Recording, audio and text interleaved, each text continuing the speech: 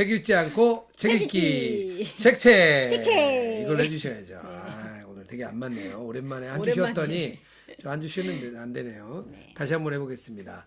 책 읽지 않고 책 읽기. 책책. 네. 아, 제가 지난주 보니까 책 안 읽고 책 읽기라고 했더라고요. 두 책 번이나. 읽지 않고 책 읽기죠? 네. 정정합니다. 책 읽지 않고 책 책 읽기. 읽기. 네. 이렇게 많은 분들이 연락을 주셨어요. 진짜로요? 네네. 왜 안 올라오냐. 아. 그래서 제가 굉장히 기분 좋았습니다. 네. 네. 감사하게 생각을 드립니다. 네. 우리 리틀 주드님 네. 인사를 안 했네요. 네. 인사해 주시죠. 리틀 주드라고 해주시면 되죠. 아, 네. 리틀 주드입니다. 네, 반갑습니다. 저는 마티농 목사입니다. 반갑습니다. 네, 한 주 쉬었고 잘 돌아왔습니다. 바로 들어갈까요? 네. 네, 지난주 좀 바빴는데 이번 주는 그래도 좀 시간을 냈습니다. 이번 주 저희가 나누고자 하는 책은 헨리 나우의 마음의 길 마음의 길. 이런 책입니다. 자, 한번 보여드려야죠. 네, 이 책을 나누려고 합니다. 네. 이 시대 사역자들을 위한 영성 고전 The Way of the Heart 발음 어땠습니까? 구려요. 한번 발음해 아니요. 주세요. 아니요. 발음해 주세요. The Way, 눈이 잘 안 보여요. The Way of the Heart예요. 아니, 이게 괜찮아요. 괜찮아요? 네. 네. 아니, 뭐 평소에 영어 자랑을 하도 하셔가지고 영어 공부하시느라고. 네. 헨리 나우엔 우리 신부님이시죠? 이 책이 뭐 저자는 헨리 나우엔인데 소개하기 전에 이게 좀 어렵다면 어렵고 쉽다면 쉬운 영성에 대한 길이어가지고 영성은 눈이 안 열린 사람에게는 너무 어렵고요. 네. 눈이 열린 사람은 너무 할 얘기가 많은 게 영성이거든요. 그래서 이 책이 어떤 분에게 굉장히 지루할 수도 있을 것 같고요. 비슷한 얘기를 무슨 말 하는지 모르겠다 뭐 그럴 수도 있고요. 어떤 분에게 굉장히 와닿는 그런 책이 될 것 같습니다. 저도 예수님을 이렇게 인식하는 거 바라보는 이렇게 눈이 열리고 나서부터 이런 영성가들의 책이 좀 많이 들어왔는데요. 헨리 나우엔 제가 좀 좋아하는 신부님이세요. 네. 1932년생이시고요. 96년까지 살으셨습니다. 그리고 네덜란드 출생이시고요. 이분의 그래도 학력이 굉장히 좋으세요. 네. 예일대에서 교수로 그리고 페루의 빈민가에 한동안 떠납니다. 한 1년 정도 된 것 같아요. 이렇게 갔다가 다시 돌아와서 하버드 대학 3년간 또 신학을 강의하다가 나중에 라리시 공동체 그 캐나다에 있는 발달 장애인 공동체에 가서 10년 동안 살면서 이렇게 마지막 돌아가실 때까지 그곳에 살아요. 그래서 뭐 평생을 그래도 영성가로답게 사신 것 같아요. 뭐 영성가라고 하면 그냥 그런 것 같아요. 삶에 대한 고민이 많은 사람들. 네. 저는 그렇게 이야기하고 싶고요. 신앙에 대한 고민이 많은 사람. 뭐 그런 분이었어요. 그래서 헨리 나우엔도 되게 독특한 게 라리시 공동체 갈 때 네. 굉장히 고민을 많이 해요. 그리고 공동체에 들어가서도 뭐 우울증이 와요. 그래서 훌륭한 책, 또 훌륭한 삶을 사셨지만 어려움은 계속 있다. 그 영성가들의 그런 핵심이 아닐까. 예민한 분이셨나 봐요. 왜냐면 네, 좀 예민하셨다고 할 수는 있죠. 그런 고민 많이 안 하는데 저는 네, 네.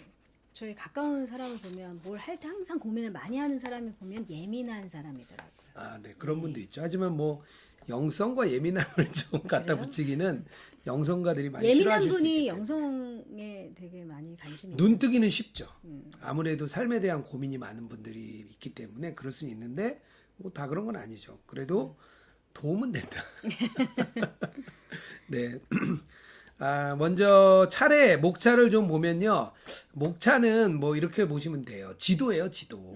그러니까 우리가 어디를 갈 때 요즘으로 따지면 내비게이션이죠. 그래서 목차를 보고 따라가 주면 책을 읽는데 도움이 많이 됩니다. 세 가지의 큰 주제를 얘기해 줘요. 첫 번째는 고독. 네. 요즘 시대에 어려운 거죠. 그래서 세상을 구하기 위해 세상을 벗어나는 것. 네. 여기부터 조금 약간 좀 네, 그렇죠. 네, 두 번째 침묵입니다. 단지 입을 다무는 게 아니라 하나님으로부터 말하는 법을 배우는 것. 그리고 세 번째 기도. 하나님을 위한 영광인지 내 영광을 위함인지 분별하는 것. 이걸 기도라는 거. 이 세 가지를 오늘 나누려고 합니다. 오늘 나누려고 하는데요. 제목과 이렇게 목차를 쭉 이어보니까 어떤 내용을 말씀을 하시는지 조금 벌써요? 아니 알지는 못하겠고 근데 감만 옵니다. 아, 네네. 네. 제가 오늘 아무것도 정보를 안 드렸기 때문에 네. 책 안 읽고 책 읽기니까 책 읽기, 같이 네. 한번 해보겠습니다. 여기 감사의 말이 이런 게 나와요. 이 책은 사막의 영성을 주제로 한 예일대학교 신학부에서 세미나에서 영감을 얻었다. 그리고 4세기의 사막 교부들 이 이야기들이 많이 나옵니다. 우리 주두님 사막하면 뭐가 떠오르나요? 사막하면 떠오르는 거 있나요? 모래? 모래. 오아시스? 오아시스. 네.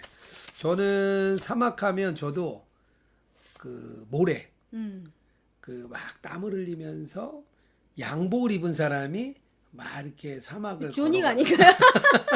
조닉 3. 조닉 3. 네. 네. 조닉 3가 좀 생각이 납니다. 조닉 네. 4가 이제 곧 4월에 나오죠. 네, 개봉을 네. 하죠. 영상에 나갈 때 봤을 수도 있어요. 아, 네, 네.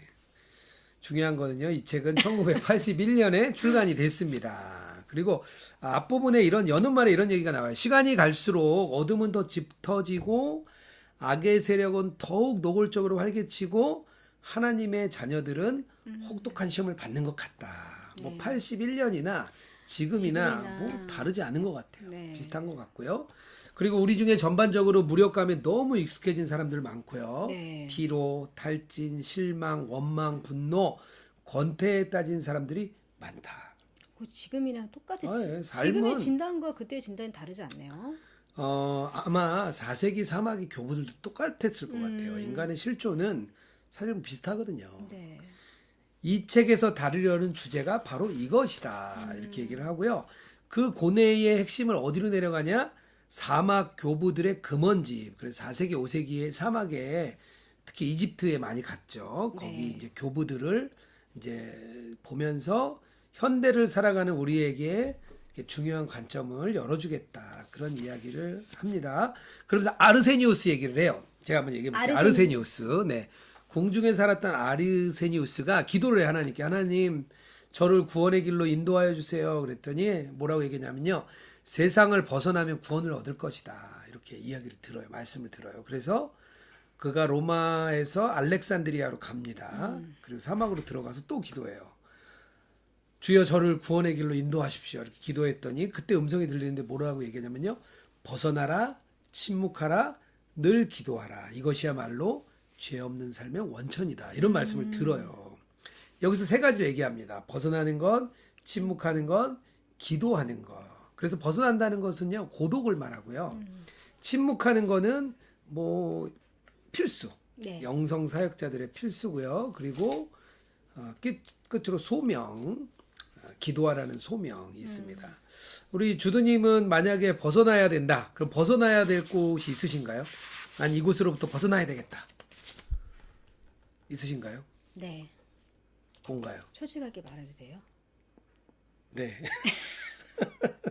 말해주세요. 네. 남편? 잠깐 아까 침대에서 네, 이런 질문을 할 거다 얘기를 해주셨을 때 제가 짧게 대답했어요. 다 대답 중에 질문 남편. 중에 세 가지가 남편에 대한 거였던 것 같아요. 남편으로부터 네. 네. 저는 또 벗어나고 싶은 곳이 있는데 저는 일상. 아, 진짜. 일상을 벗어나서 산티아고로. 저는 이게 남편으로부터 벗어나고 싶다면 사람들이 오해하잖아요. 그렇죠. 들으시는 분들이 남편의 말로부터 벗어나고 싶다. 알겠습니다. 네, 이따가 뭐 더 자세히 얘기해 주세요. 일단 사막으로 떠난 성 안토니우스. 안토니우스는 수도사들의 아버지라고 불리우는데요. 이 안토니우스 이야기를 가장 서두에 꺼내요. 저도 안토니우스 생애도 좀 보고 안토니우스와 관련된 논문도 좀 읽어봤는데요. 하여튼 안토니우스는 대단하신 분입니다. 벗어날 수가 없네요. 영성에서부터 안토니우스. 맞아요. 안토니우스를 알아야만 영성의 길에 한 걸음 들어갈 수 네. 있어요. 안토니우스가 왜 길잡이냐면요. 그의 인생 자체가 영성의 길이에요. 그래서 안토니우스는 251년 이집트 농부의 아들로 태어났는데요. 18살에 네. 내 소유를 팔아 가난한 자들에게 주라. 이 말씀을 듣고 떠납니다. 18살이에요. 18살에요. 네. 이 이야기도 사실은 하나의 주제로 얘기해야 되는데요. 영성가들은 성경을 지식서로 이해하지 않고 실천서로 얘기를 했어요. 그러니까 성경을 보고 배우고 듣고 공부하는 게 아니라 실천해야 실천해야 돼. 되는. 실천서로 얘기했습니다. 이것도 시간이 나중에 되면 한번 좀 길게 얘기하겠습니다. 어쨌든 20년 동안 나가서 여러 곳을 다니면서 살면서 어쨌든 나중에 점점 깊은 곳으로 들어가죠. 그리고 20년 동안 완전한 고독 속에 삽니다. 네. 20년 동안 아주 처절한 시련을 겪어요. 근데 결국 유혹과 시련을 이겨내요. 근데 20년 동안 그 이겨낸 이유가 의지력이나 그의 뭐 금욕 때문이 아니라 하나님의 주권에 전적으로 순종하겠다. 이거 결론 하나 내리는 거예요. 20년 동안. 근데 20년 동안 그런 결론을 내리고 고독에서 나오니까요. 사람들이 그의 건강한 자, 새로운 자, 변화된 자, 회심한 자죠. 그 사람에게 막 찾아옵니다. 사람들이 막 찾아와가지고요. 그에게 몰려들어요. 그래서 위로도 받고 지도도 받고 그렇게 살아요. 그래 106세까지 사세요. 그러니까 이게 보면요. 이게 영성의 길인데요. 이게 자기의 잘못된 자, 문제의 자를 발견하고 어디서? 고독에서, 사막에서, 우리가 광야에서 발견해요. 그리고 새로운 자, 변화된 자를 발견하고 나니까 어떻게 가냐? 새로운 사역으로 나아갑니다. 이게 하나의 그 룰이에요, 룰. 시스테믹하게 봐야 되는 거죠. 이것만 알아도 오늘 얘기하고자 하려는 얘기는 제가 다 한 거예요. 요게 좀 중요합니다. 어쨌든 이 안토니우스 이야기를 안토니우스가 한 게 아니고요. 아타나시우스라는 교부가 해줘요. 그가 네네. 대신 얘기를 해준 거예요. 그래서 첫 번째로 이 세 가지 얘기한다는 거예요. 거짓된 강박의 자아를 예수 그리스도의 새로운 자아로 변화시켜야 한다. 두 번째, 고독이야말로 그 변화가 이루어지는 도가니다. 도가니탕 알죠? 도가니탕. 네. 세 번째, 진정한 사역의 그 잠깐만 도가니탕이요? 도가 도가니 여기 무릎 얘기하는 거 아니에요? 아, 그 도가니 말고 저기 남한산성에 가면 도가니가 있어요. 그 백숙 말고 도가니탕이 있거든요. 그게 뭐냐면 아니, 큰 도가니 도가니에 나오는 아, 거예요. 독 안에 나오는 도가니탕이요? 아, 그 도가니예요. 똑같아요. 네. 이름이. 그 도가니랑 이 도가니랑 똑같아요. 그 그릇을 도가니라 그래요. 남한산성에 가면 맛있습니다. 좀 도가니 제가 시청자분들이 나중에 조금 오해하실까봐 제가 사드리겠습니다. 짚고 네. 넘어간 거예요. 알겠습니다. 네. 진정한 사역은 그 변화된 그 회심한 자아로부터 나온다. 이거를 성 안토니우스가 얘기를 했습니다. 그러면서 그 다음에 이제 강박증에 시달리는 이 시대의 사역자들. 네. 우리 사역자들 참 만스러워요. 사역자들을 위한 책인가요?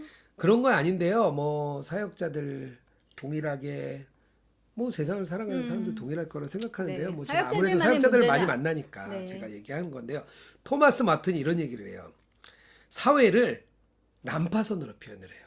난파선. 네. 근데 그 난파선에 있으면서 뭐라고 얘기하냐면요. 안전하다. 아, 여기 안전한 줄 안다는 거예요. 왜냐하면 사회는 근데 사실 깨어진 곳이고 이 세상의 지배와 사단의 권세가 붙잡고 있는 곳이잖아요. 근데 그 유혹에 너무 물들어 있어가지고 자신이 치명적인 것도 몰라요. 그런 분들 많이 보셨죠? 네. 어떤 분이 보셨나요? 말하면 안 되죠. 예, 알겠습니다. 네, 그분을 위해서 네. 말 안 하는 걸로 하겠습니다. 하지만 우리가 이 끔찍한 세상을 닮아간다는 거예요. 김영복 목사님이 며칠 전에 이렇게 설교하셨던 게 그 인터넷 신문에 올라온 거 보니까요. 나는 신이다 보면서 그 신이다 그 교주 속에 우리 목회자들의 모습이 있고 성도들 속에 그 잘못된 성도들의 모습이 있다는 거예요. 그걸 우리가 거부하면 안 된다. 막 그런 얘기를 하더라고요. 하여튼 우리가 끔찍하다고 생각한 그 세상에 우리가 너무 닮아 있는 거예요. 왜냐하면 우리의 정체성과 자아상이 걸린 문제예요. 그러니까 이게 거짓 자아, 이렇게 잘못된 자아는요, 뭐냐면 주변의 반응에 의존하면서 가는 것. 그러니까 네. 그걸 세속성이라고 얘기하는데요. 네. 그 세속성에 물든 거예요. 그래서 거짓 자아는 끊임없이 더 인정받으려고 하는 욕구, 뭐 이런 게 갖고 있는 거죠. 그리고 그걸 강박증이라고 표현을 해요.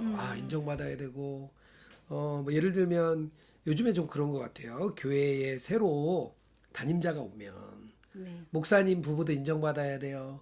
부교육자들도 인정받아야 돼요. 성도들도 서로 인정받아야 돼요. 그러니까 이게 교회가 그 변화의 시기에 굉장히 흔들립니다. 그래서 서로 인정받아야 되는 강박증이 생기는 거죠. 뭐 회사도 다를 게 없죠. 회사를 제가 건설회사에 있었는데요. 현장을 옮겨가면 아, 그 강박이 있어요. 여기 소장님한테 인정받아야 되고 직원들한테 인정받아야 되고 서로 그런 상황이 되니까 한동안 그 텐션이 엄청 높아요. 그런 과정이 있는데 어쨌든 이 강박증이 결국에는 실패에 대한 두려움이 있다는 거예요. 어떻게든 일도 더 많이, 돈도 더 많이, 친구도 더 많이 모으고 싶은데 실패할 바가 생기는 불안. 그래서 결과 뭐가 났냐? 강박의 결과는 분노와 탐욕을 낳습니다. 아셨죠? 세속성이 있어요. 강박을 가져요. 결국 뭐냐? 분노와 탐욕이라는 초라한 열매를 맺는다. 이렇게 되는 거예요. 이게 거짓자가 갖고 있는 결과예요. 우리 주드님께 좀 질문을 좀 하나 하고 싶은데요. 내가 갖고 있는 거짓자, 뭐 예를 들면 세상의 반응에 의존해서 사는 세속성, 뭐 그런 거 있으세요? 예전에 우리 책책에서도 길 위에서 할 때 잠깐 얘기를 했었던 것 같은데, 네. 했어요? 네. 또 얘기해 주세요. 네. 거짓자가 있냐고요? 네, 네. 네. 있어요. 네. 한번 좀 앞쪽 질문에는 좀 얻어도 하시다가 네. 뒤에는 조금 잘하시더라고요. 네. 아, 끝날 때쯤 정신 근데 차려서. 저는 네, 네. 그런 게 없다고 생각했거든요. 전 다른 사람에게 뭔가 인정받고 싶은 욕구나 뭐 잘 보이고 싶은 욕구가 없다. 없는 사람이라고 생각을 했었어요. 젊었을 때도 사회생활이나 회사 생활할 때도 사실 그런 게 없어서 굉장히 뭔가 아웃사이더 같은 그런 느낌이었거든요. 학교 생활할 때도 마찬가지고. 근데 제 안에 또 어떤 게 있냐면 남들보다 더 뛰어나게 인정받고 싶고 뭐 사랑받고 싶은 건 없는데 남들보다 한참 떨어지는 거 싫어하더라고요. 아, 네. 그렇죠. 맞아요. 네. 네, 네. 그러니까 너무 떨어진 것도 싫고 너무 뛰어나게 인정받는 건 부담스럽고 적당히 하지만 나이스한 인상을 남기고 싶다. 근데 사실 그것도 보니까 거짓자였던 그렇죠, 것 같아요. 거짓자. 네. 저도 그랬던 것 같아요. 저는 언제 그랬냐면 직장 생활을 마치고 교회에 들어왔는데 뭐 나이는 많죠. 새로 전도사가 됐죠. 이제 신학을 막 목회를 시작했죠. 좀 잘한다는 소리를 듣고 싶은 거예요. 참 네. 열심히 했어요. 네. 열심히 하고 교회에서 하여튼 불러주는 데는 다 갔습니다. 네. 찬양하라 그러면 가서 찬양하고 네. 행사하라 그러면 행사하고 네. 뭐 가서 도우라 그러면 돕고 참 열심히 다녔어요. 다 갔죠. 네, 다 네. 갔죠. 네. 그래서 그때 좀 인정을 받았던 것 같아요. 네. 인정을 받았는데 사실 내면은 굉장히 피폐했던 시간인 것 같아요. 그래서 한 6개월 정도는 막 이렇게 그 전형적인 목회자들 말투도 따라해보고 행동도 따라해보고 그랬거든요. 6개월이 지나고 알았어요. 아, 난 안 되는구나. 거짓자를 빨리 네, 깨달으셨네요. 빨리 깨달았죠. 나 안 된다는 걸 깨달았어요. 왜냐하면 한 10년 넘게 직장 생활 해보니까 이미 말투나 이런 게 거칠더라고요. 그래서 그냥 거친 게 나의 매력이다 이렇게 생각하고 네. 있는 그대로 얘기하고 했습니다. 네, 어쨌든 안토니우스가 이 세상의 강박으로부터 벗어나라는 부르심을 받아요. 그래서 안토니우스는 떠나죠. 그리고 분노와 탐욕으로부터 정면으로 맞서는 새로운 존재로 변화돼야 된다. 이것. 그러니까 거짓자가 죽고 새 자아가 태어나야 된다. 그래서 이걸 위해서 안토니우스가 사막으로 들어가는 거예요. 네. 완전한 고독 속으로 들어가 버립니다. 그래서 고독을 변화의 도가니다. 네. 도가니 네, 그 아셨죠? 도가니 아니고 네, 무릎 도가니가 아니라 네. 실제 사기 그릇을 도가니라고 하는데 이 변화의 도가니다. 이렇게 얘기를 합니다. 그러니까 결국에는 고독이 없으면 우리는 계속 사회 속에서 피해자가 되고 거짓자의 환상 속에서 헤어나지 못하는 거예요. 예수님도 이 도가니 속으로 들어가십니다. 그래서 처음에 세례를 받으시고 40일 동안 네. 광야로 들어가시잖아요. 그 속에서 세 가지의 강박증하고 싸웠다고 헬리나온 얘기합니다. 뭐라고 했냐면 이 돌들이 떡이 되게 하라. 그 현실성이라는 거예요. 네. 뛰어내려. 그 인기. 천하 만국을 내게 주겠다. 권력. 이걸 시험을 받은 거예요. 그런데 거기서 예수님은 하나님이 주신 자기의 정체성을 찾죠. 어쨌든 네, 지금 안약을 넣으시는 건가요? 네, 네. 인공 눈물. 인공 눈물 네, 얼른 넣으십시오. 저는 계속 할게요. 네. 고독은 치열한 싸움의 자리이자 위대한 만남이다. 저는 이 표현이 너무 좋았어요. 되게 멋지지 않아요? 치열한 싸움의 자리이자 위대한 위대한 만남의 자리다. 만남의 자리다. 왜냐하면 우리가 되게 어려울 때, 네. 고난 가운데 있을 때, 고통 가운데 있을 때 막 힘들잖아요. 근데 그곳에서 꼭 하나님 만나거든요. 아, 그래서 고난 속에 있는 사람들이 참 안타깝고 걱정도 되지만 하나님을 만나겠구나 그런 마음도 사실 들어요. 어쨌든 우리가 그 고독 속에서 거짓자의 강박과 맞서 싸우고 그리고 하나님이 주시는 새 자 본질로 내어주시는 사랑의 하나님을 그곳에서 만납니다. 그리고 그래서 고독의 의미를 알려면 먼저 세상의 왜곡된 고독의 가면을 벗겨내야 된다. 그렇게 얘기를 합니다. 그래서 중요한 게 우리가 생각할 수 있는 시간과 공간을 만들려고 그래요. 왜냐하면 우리는 뭐 이렇게 고독하라 그러니까 내 프라이버시 이것도 내 거라 생각해요. 그게 아니라 그런 게 아니라 사유 재산이 되는 게 아니라 그걸로부터 벗어나서 나만의 시간과 공간을 갖는 것도 되게 중요하거든요. 우리 뭐 그런 장소가 있으신가요? 없어요. 없으신가요? 네. 네. 저는 있어요. 어디예요? 여기 뒤에 아, 이 뒤에 조그만 베란다 공간이 있는데요. 저만의 공간이 있어요. 이 평도 안 될 것 같은데. 네네. 네. 70cm 한 2m 네. 되는데 그 의자 놓고 앉아서 있는 공간이 있습니다. 저에겐 있어요. 네, 하여튼 고독이란 자기만의 치료처가 아니다. 자기만의 치료처가 아니에요. 요즘 현대인들도 사실은 네네. 고독이라고 하긴 그러지만 조용한 시간. 그렇죠, 그렇죠. 네. 그러니까 고독을 누군가에게 의지하지 않는 거예요. 고독한 누구에게 의지 시간은- 않는 거. 그리고 나의 모든 디딤돌을 치워버리는 게 고독이라는 자리예요. 그리고 현대인에겐 근데 고독의 시간이 참 주어지는 게 어렵겠네요. 그렇죠, 쉽지 않죠. 네, 쉽지 그런데 않네요. 길이 있습니다. 네. 동해일기를 쓰는 거예요. 음. 일기를 쓰는 그 자리에 앉는 순간. 네. 그래서 저는 그게 고독의 자리라고 생각하는데요.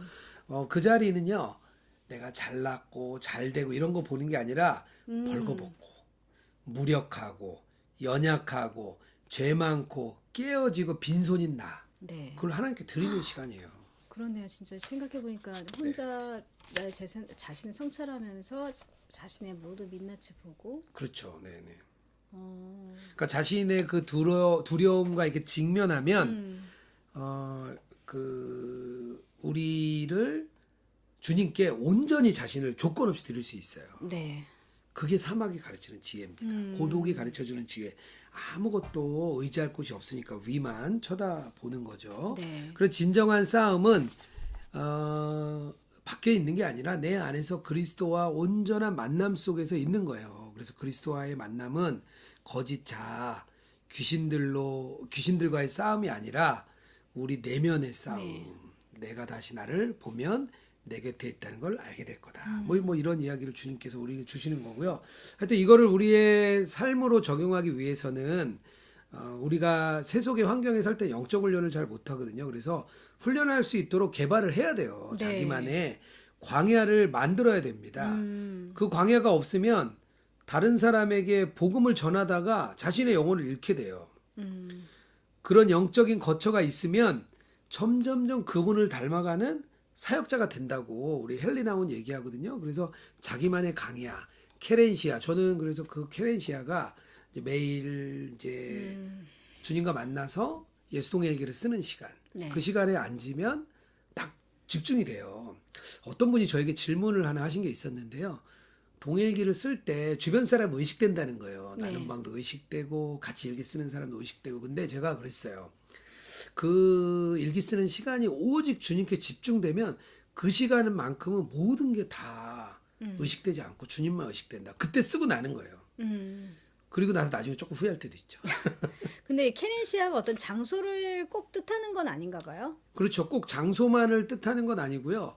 내가 그런 어떤 장소에서 이렇게 주님과 독대할 수 있는 자리를 얘기할 수 있는 것 같아요. 케렌시아라는 게 원래 투에서 소가 이렇게 잠깐 숨을 쉬는 자리거든요. 네. 네, 그래서 그곳을 이야기하는데 자기만의 케렌시아를 갖는 거는 굉장히 중요한 것 같아요. 가장 먼저 하나님과 나의 만날 수 있는 장소를 떼어놓는 게 좋은데 저는 뭐 카페도 저에게는 좀 케렌시아, 카페 케렌시아 아닌가요? 저기 교회 옆에 있는 뽐모드 카페가 예전에는 뽀모드 카페가 저만의 케렌시아였죠. 남편도 출근하고 아이들도 다 학교에 가면 정말 오전 시간만큼은 오롯이 이제 저의 시간이 되니까 그 시간에 항상 뽀모드에서 책 읽고 뭐 영성일기도 쓰고. 근데 지금은 사실은 뭐 이렇게 바빠서 자주 못 가요. 케렌시아라고 하기에는 너무 자주 못 가서 네. 지금 뭐 차 안 운전하는 그 시간. 그런 것도 네. 좋죠. 네네. 마지막은 아니죠. 여기 이제 마무리가 되면서 고독은 정화와 변화의 자리고 철저한 씨름과 위대한 만남의 자리다. 네. 이렇게 우리 헬레나우엔 신부님이 너무 멋지게 얘기합니다. 그래서 고독은 단지 목적을 위한 수단이 아니라 그 자체가 목적이다. 그 자리에서 그리스도는 우리를 다시 하나님의 형상대로 빚으시고 세상의 해로운 강박증으로부터 벗어나게 하신다. 그래서 네. 고독은 구원의 자리다. 이렇게 이야기를 합니다. 네. 네, 그렇게 케렌시아 이야기를 했고요. 고독의 자리를 거쳐서 새로운 자아, 변화된 자아가 되니까 사실은 우리 영성이라고 하는 거는 이 두 가지거든요. 거짓된 자아를 벗겨내고 새로운 자아, 변화된 자아로 가는 거. 이게 과정 속에 계속 변화가 있어요. 근데 이런 영성에 대한 영성 형성, 스피리추얼 포메이션이 뭐 이런 게 조금 한국 교회에 좀 낯선 것 같아요. 아무래도 한국 교회는 이제 제자 훈련, 그러니까 네. 공부하고 이제 코스웍을 통과하고 그리고 좀 외형적이고 새벽 예배 몇 번 나갔냐, 뭐 코스를 거쳤냐 이런 약간 외면적인 거에 많이 중심이 돼 있다 보니까 이렇게 좀 내면적이고 내향적이고 내면의 변화를 갖는 것에 대해서는 조금 이렇게 등회했다고 그랬나요? 그런 것 같아요. 그래서 조금 낯설 수는 있는데요. 잘 들어보시고 따라오시면 좋을 것 같습니다. 안토니우스가 드디어 치과를 끝내고 나오잖아요. 네. 그리고 나서부터 사역의 복이 임해요. 사람들이 막 몰려옵니다. 그 몰려오는 사람들이 오는데요. 그런데 신기한 게 있었는데요. 그의 고독에 누구든지 초대받아서 들어갈 수 있는 무한한 공간이 되었다고 얘기를 해요. 뭐 이런 얘기를 해요. 안토니우스 어떤 조언을 해주냐면요. 물어요.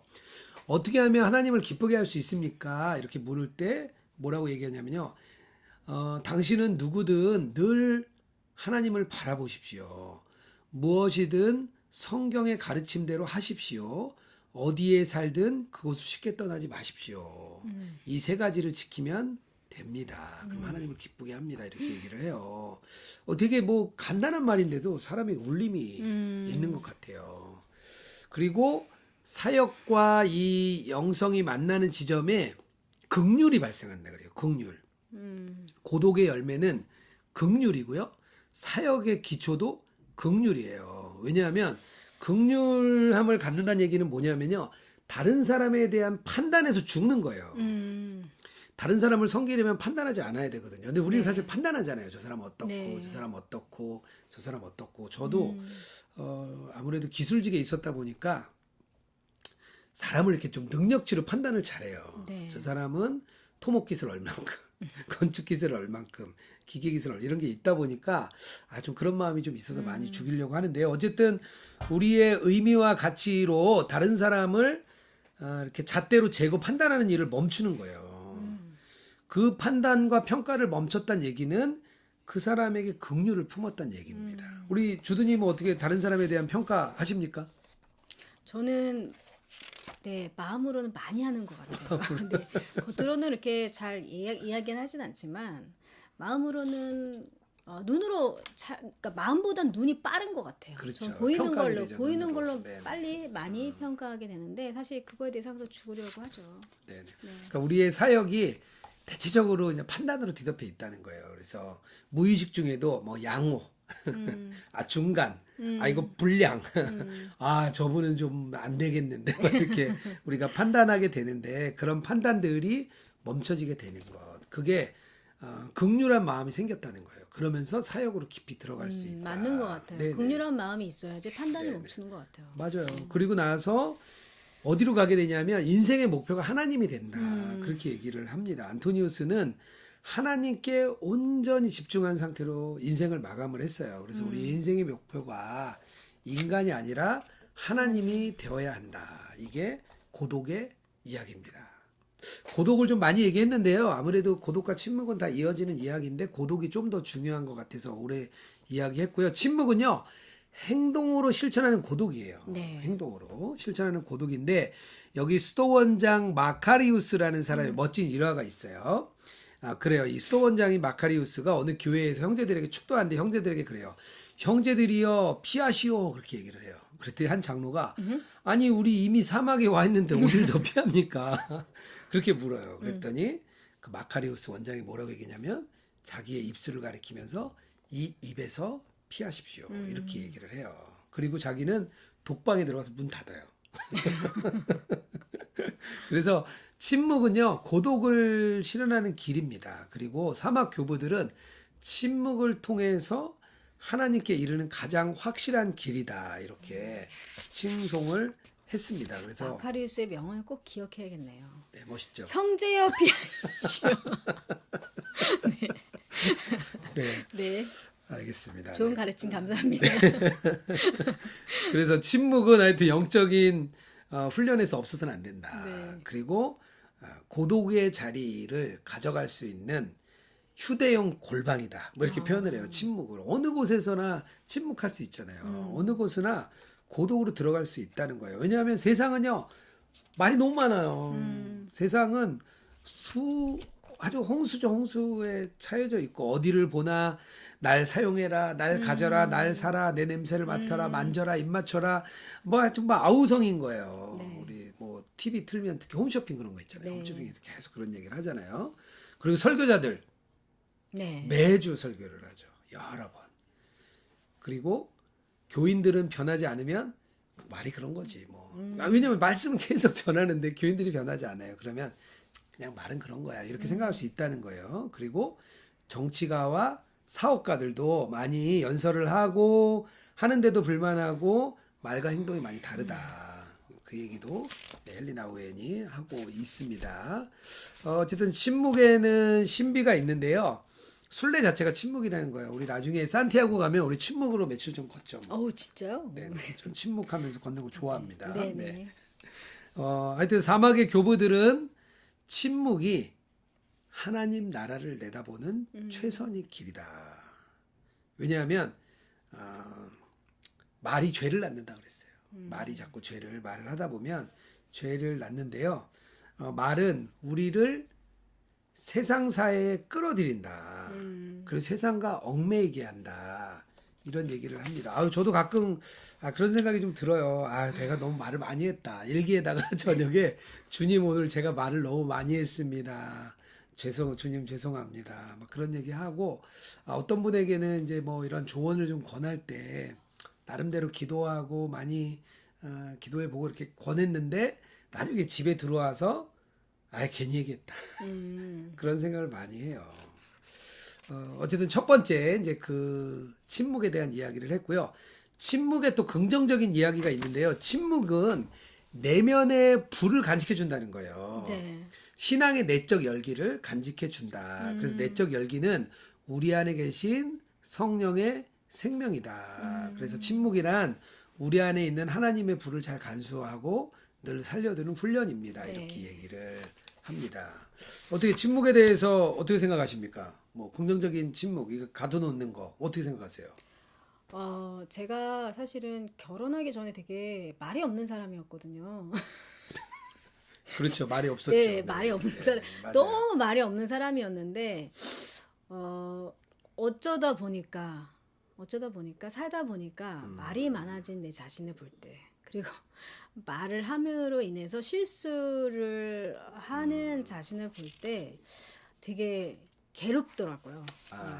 실수할 때. 네네, 말 때문에 실수할 때가 가장 괴로운 것 같아요. 그래서 뭐 혀에 대한 뭐 그 성경에 말씀들이 많잖아요. 근데 그냥 말을 조심해야겠다. 사실 이걸로는 안 되는데 이 말이 내면의 불을 지켜준다. 말이 내 안에 계신 성령님의 생명을 지켜준다라는 네네. 딱 그 말씀이 되게 와닿아서 진짜 침묵이 정말 필요하겠구나. 그리스도인들이 더 필요하겠구나라는 생각이 들었어요.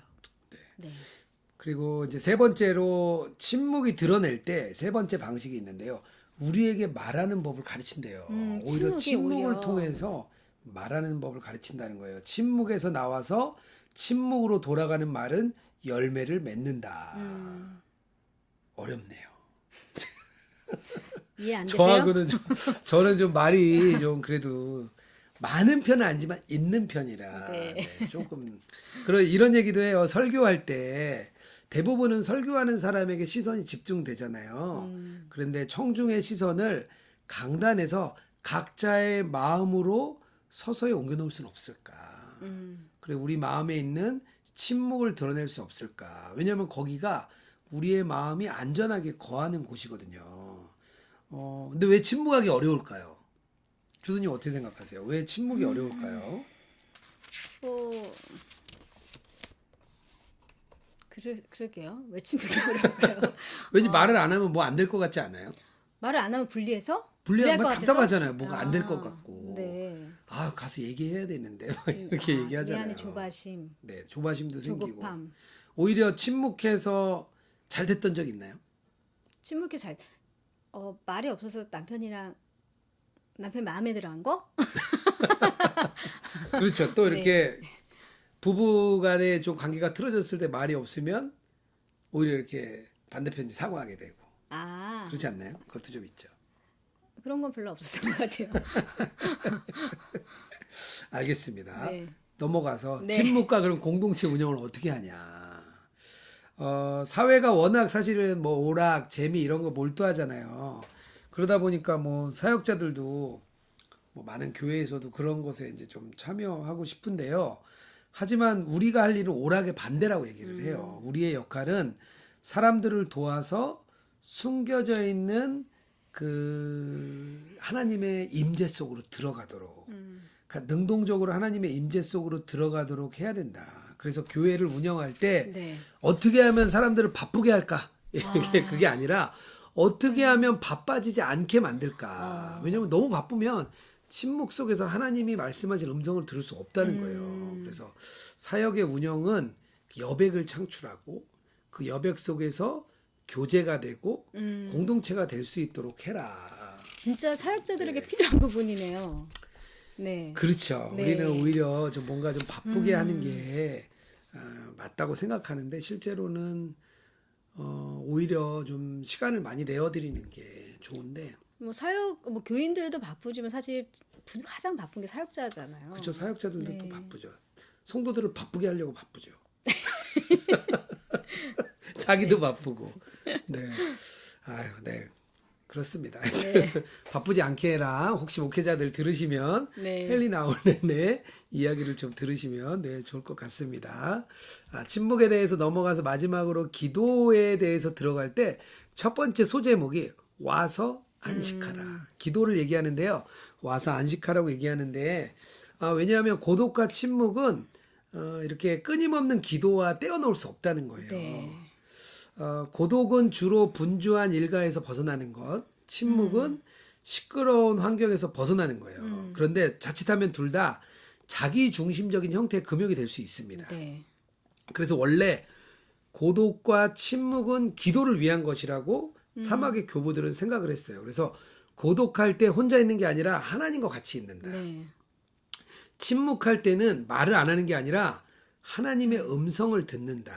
이렇게 생각을 했어요. 그래서 그거에 기도를 통해 실천하는 장이다. 고독과 침묵은 기도의 실천의 장이다. 이렇게 얘기를 한 거예요. 그래서 늘 기도하라는 말을 직역하니까 와서 안식해라. 이런 말이었다는 거예요. 그래서 헬라어로 안식이 헤시키야. 헤시키야라는 거고요. 그리고 사막의 영성을 뭐라고 얘기했냐면요. 헤시카즘이라고 얘기했어요. 헤시카즘. 그리고 그 고독과 침묵에 힘쓰는 사람을 헤시카스트. 저를 앞으로 홍 헤시카스트. 헤시카스트 홍으로 불러주십시오. 마트농이라 부르지 마시고. 이름이 너무 많아서 어떡하죠? 마티농 헤시카스트. 헤시카스트? 네.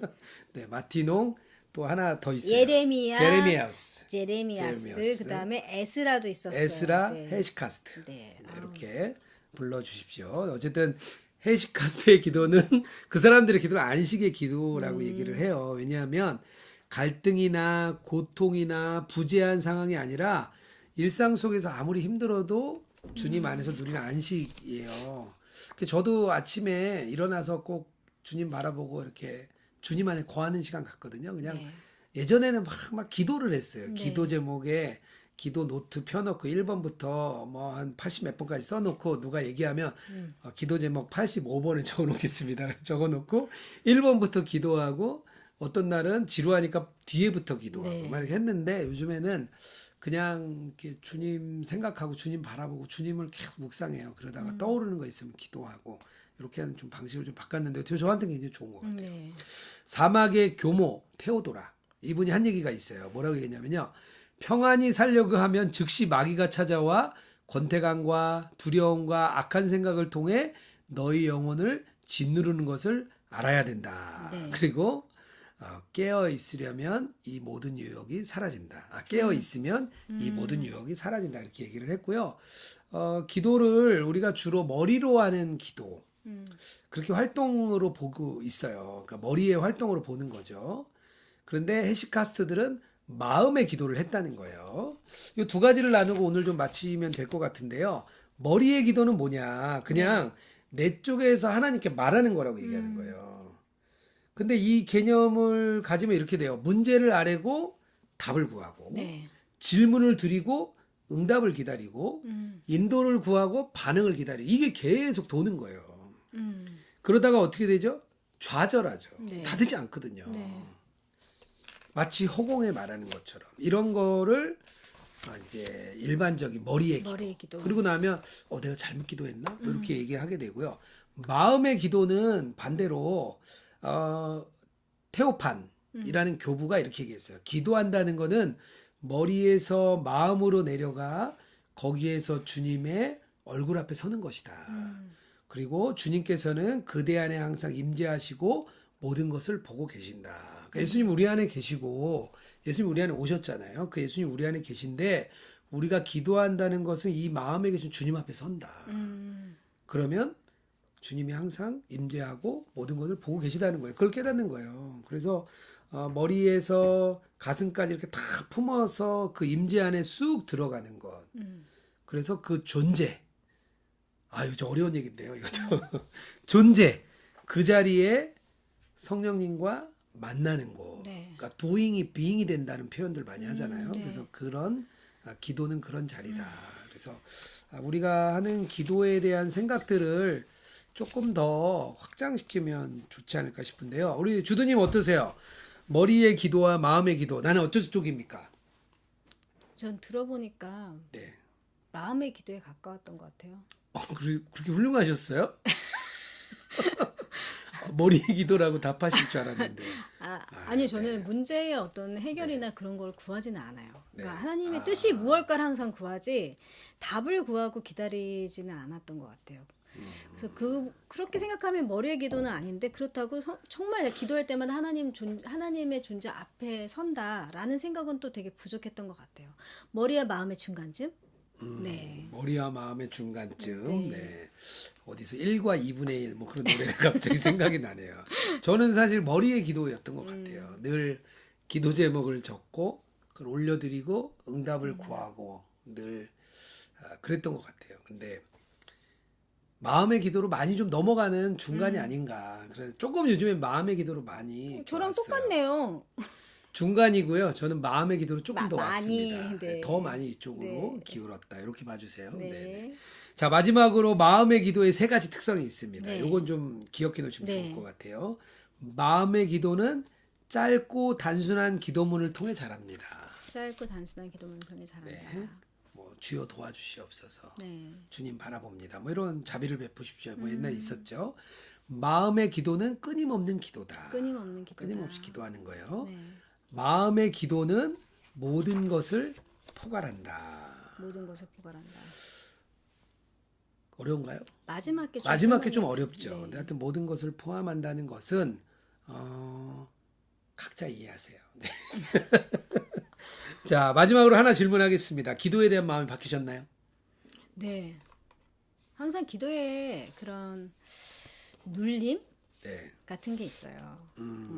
그렇죠. 이렇게 분주하니까 삶이 분주하다 보니까 시간을 내어서 기도가 필요하고 깊은 그 기도 안으로 들어가야 되는데 사실 삶이 분주하지 못해서 그렇게 그렇게 하지 못하는 것에 대한 두려움, 아니, 그 부담감? 네네. 그게 항상 있었거든요. 근데 오늘 마음의 길이라는 책에서 마지막에 기도의 얘기를 하시는데 침묵과 고독과 그러니까 침묵과 고독이라는 것이 꼭 시간에 구애받지 않고 장소에 구애받지 않는다. 네네.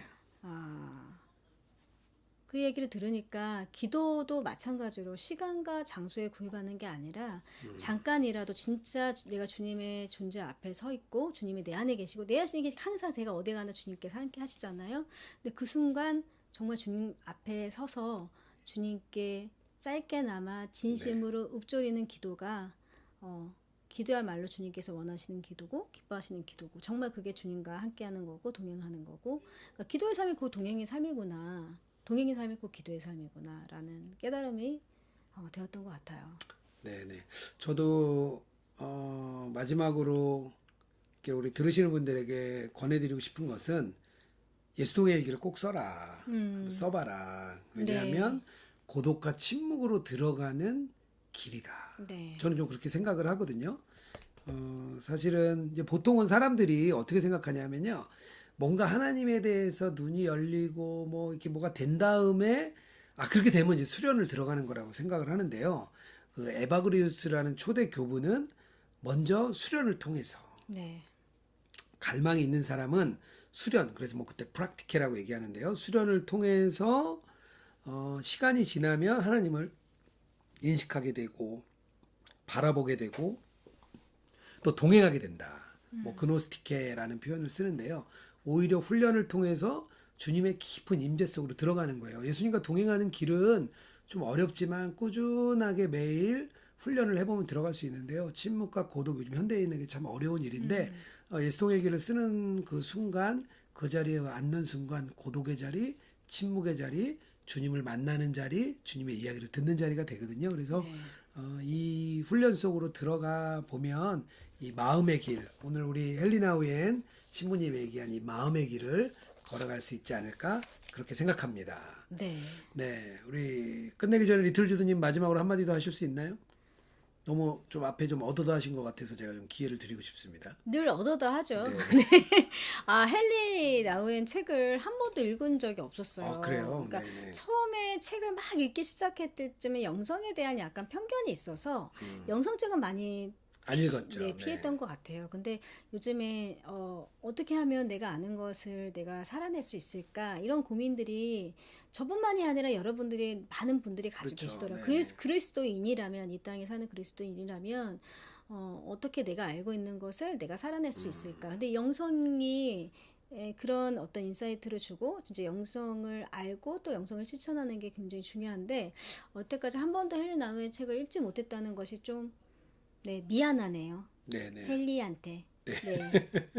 네, 저도 영성가들 책 그렇게 좋아하지 않았는데요. 어쨌든 우리의 그 알고 있는 지식, 복음을 삶으로 어떻게 가져갈 것이냐 많이 고민했던 분들이기 때문에 이렇게 등하시하고 소외시하기보다는 좀 더 관심을 가지고 그분들이 했던 이야기들을 내 삶에 잘 적용한다면 너무 신앙의 길에 너무 좋을 것 같습니다. 우리 오늘 마음의 길, 헬리나 우엔의 마음의 길을 나눴습니다. 책 읽지 않고 책 읽기 책책 감사합니다. 감사합니다.